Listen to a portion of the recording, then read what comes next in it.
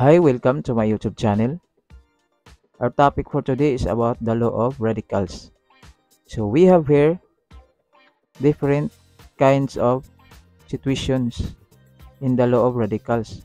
So let's start with number 1. So we have n truth of A to the power of n.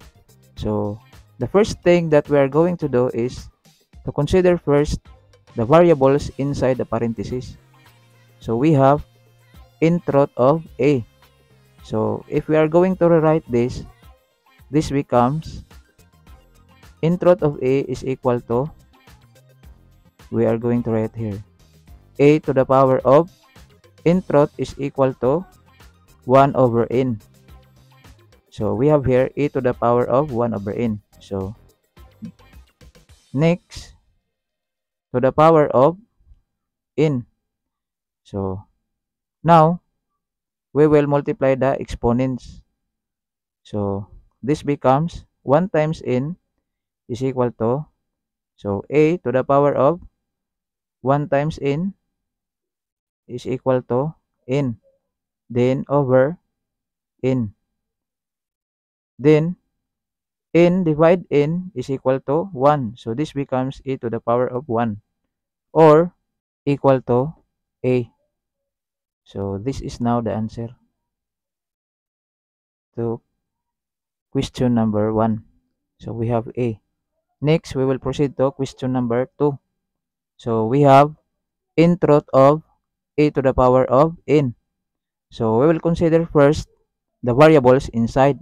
So a to the power of n, then to the power of n truth is equivalent to 1 over n. Then we will multiply the exponents. So n times 1 over n. So n times 1 is equal to n. Then over n. Then a to the power of n over n is equal to a to the power of 1. Then a to the power of 1 is equal to a.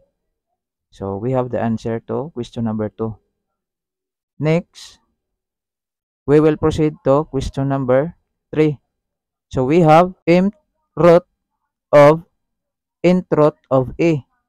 So first thing is we are going to consider the variables inside. So we have n truth of A is equivalent to A to the power of 1 over n.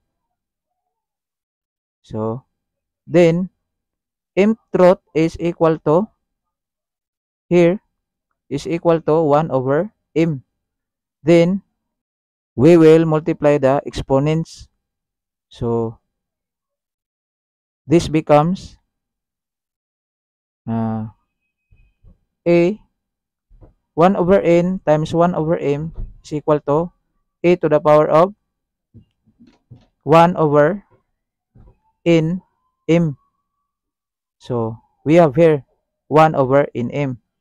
Then if we are going to go back to its radical form, this becomes mn root of a. So this is the answer, mn root of a. So this is now the answer.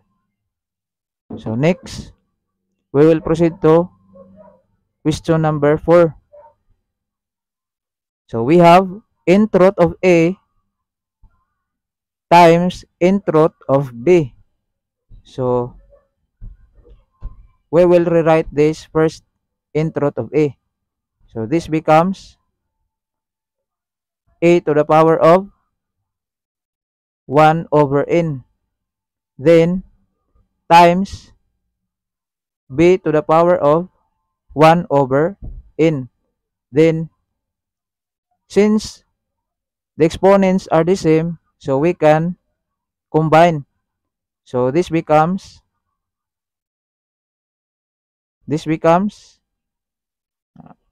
a times b to the power of 1 over n. So they are combined since they are the same. Then if we are going to go back to its radical form, this becomes nth root of A times B. So this is now the answer. So this is now the answer. So next, we will proceed to question number 5. So we have nth root of A divided by nth root of B. So we will consider first nth root of A. So this becomes A to the power of 1 over n. Then B to the power of 1 over n. Next, since they have the same exponents, so we can combine. So this becomes A over B to the power of 1 over n. So the exponents are combined. Then if we are going to go back to its radical form, this becomes nth root of A over B.